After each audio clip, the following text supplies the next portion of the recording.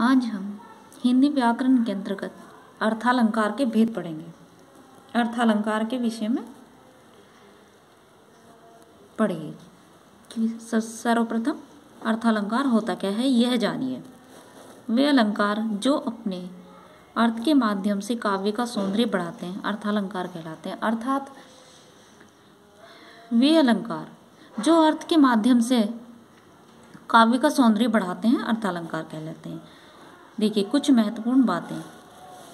उपमेय जो प्रस्तुत हो अर्थात जिसकी तुलना की जाए, मतलब जो सामने प्रस्तुत हो जिसकी तुलना करेंगे उसे उपमेय कहते हैं। उपमान जो बहुत प्रसिद्ध हो अर्थात जिससे तुलना की जाए, जिससे तुलना की जाए वह उपमान होता है और जिसकी तुलना की जाती है वह उपमेय होता है। वाचक शब्द वे शब्द जो समानता तुलना करने के लिए प्रस्तुत हों, मतलब वे शब्द जो समानता और तुलना करने के लिए प्रस्तुत हों, वाक्य में प्रयोग हो, पंक्ति में प्रयोग हो, उसे वाचक शब्द कहते हैं। साधारण धर्म या गुण उपमेय व उपमान के एक समान गुण को दिखाने वाले शब्द साधारण धर्म कहलाते हैं। ठीक है, साधारण धर्म व उपमान के उपमेय व उपमान के एक समान गुण को दिखाने वाले शब्द क्या कहलाते हैं? साधारण धर्म कहलाते हैं।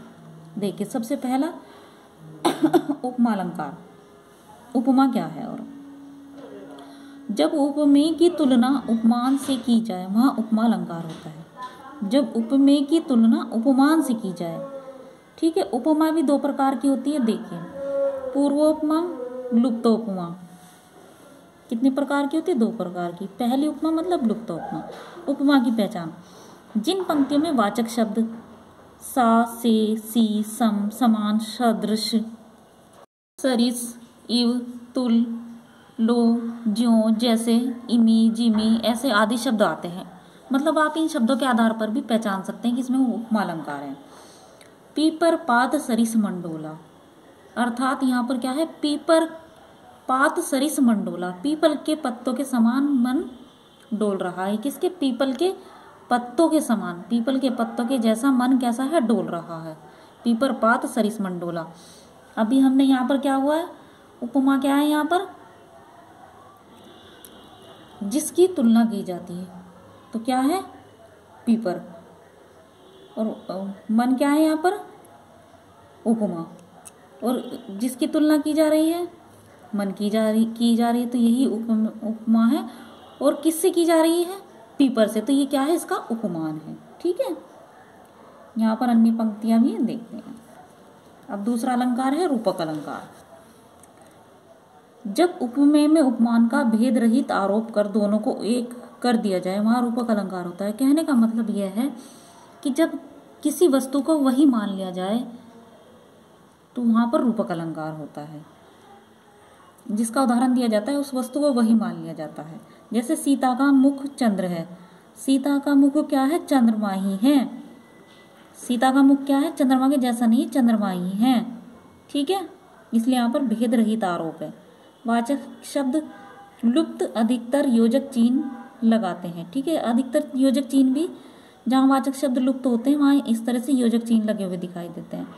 एक और अन्य उदाहरण देखिए, चरण कमल बंदो हरिराई। यहाँ पर है ना वाचक शब्द लुप्त है यहाँ पर, तो यहाँ पर क्या है? चरण कमल बंदो हरिराई। अर्थात जो हरि के क्या, हरि के चरण कैसे हैं? हरि के चरण कैसे हैं? कमल ही हैं। तो क्या है यहाँ पर? रूपक अलंकार। बाकी यहाँ भी जैसे मैं चंद्र खिलौना ले हूँ, मैं तो चंद्रमा को ही खिलौने के रूप में लूंगा। किसे? चंद्रमा को ही खिलौने के रूप में लूंगा। तो यहाँ पर भी क्या है? रूपक अलंकार। ठीक है, देखिए अर्थालंकार का तीसरा उदाहरण उत्प्रेक्षा अलंकार। उत्प्रेक्षा परिभाषा जब उपमेय में उपमान की संभावना व्यक्त की जाए। यहाँ पर संभावना व्यक्त की जाती है। देखिए सीता का मुख मानो चंद्र है। संभावना मतलब हम संदेह है, संभावना है हमें कि हाँ सीता का मुख कैसा है? चंद्रमा ही है, चंद्रमा है। मानो, मान लो आप कि चंद्रमा है, मान लो।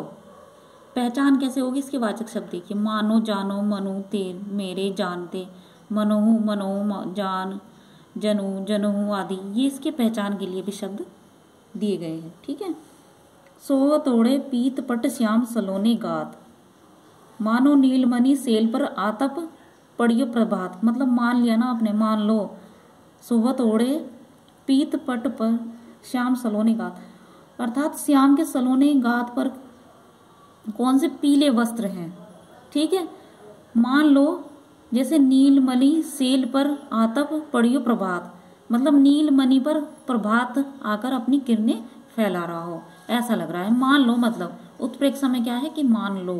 उपमा में क्या है, जब किसी की उपमा दी जाती है किसी वस्तु से तो वहां पर उपमा अलंकार होता है। रूपक में जब किसी वस्तु को वही मान लिया जाता है तो वह रूपक अलंकार होता है। और उत्प्रेक्षा में क्या होता है, मान लो आप उस बात को कि हाँ ऐसा हो सकता है। ठीक है, बस आज के लिए इतना ही।